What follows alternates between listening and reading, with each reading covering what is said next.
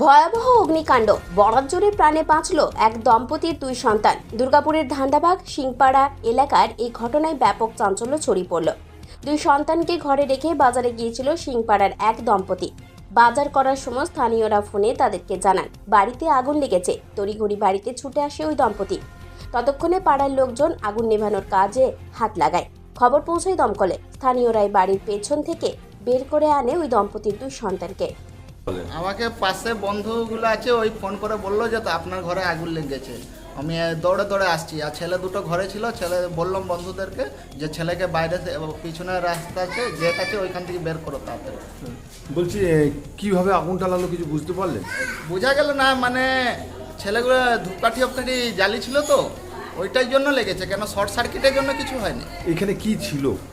এইখানে রঙের ডাব্বা ছিল, এই তারপিন তেল ছিল। মানে ওইটা কি রং করার জন্য আপনি তারপিন তেলে বিজনেস করেন? না, রং করার জন্য। এই তো ঘরে নতুন রং হয়েছে।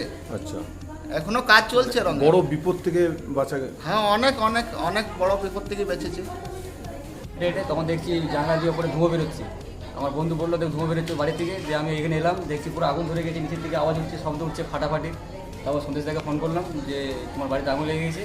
তারপর সন্দেশদা এলো।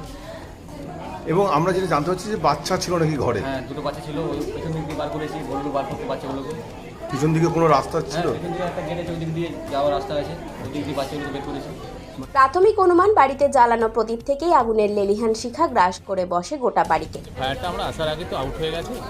এবার ওনাদের বক্তব্য ছিল যেটা ওই প্রদীপ দিয়েছিল, প্রদীপ থেকে আগুনটা স্প্রেড করেছে। তা যাই হোক, এটা মানে সন্ধ্যের দিকে বলে ব্যাপারটা কিন্তু অনেকটা সহজ, ব্যাপারটা অনেকটা মানে এটা রাতের দিকে হলে ব্যাপারটা অন্যরকম হতো। তবে আমি বলবো ওনারা যে প্রদীপ দিয়েছেন, প্রদীপ এমনভাবে দেবেন যাতে আগুনটা অ্যারেস্টেড থাকে আর কি, আশপাশে যাতে কোনো রকম দাহ্য বস্তু না থাকে।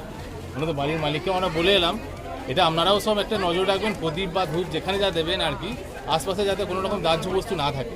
আগুন আমাদের তো সবসময় লাগে, কিন্তু আগুনকে আমরা এমনভাবে ব্যবহার করব যাতে সেটা আমরা যাতে আমাদের কোনো ক্ষতির কারণ না হয়। হ্যাঁ, মোমবাতি এমন। দুর্গাপুরের ধান্দাবাগ এলাকার সিংপাড়া এলাকার এই অগ্নিকাণ্ডের ঘটনায় ব্যাপক চাঞ্চল্য ছড়িয়ে পড়ে।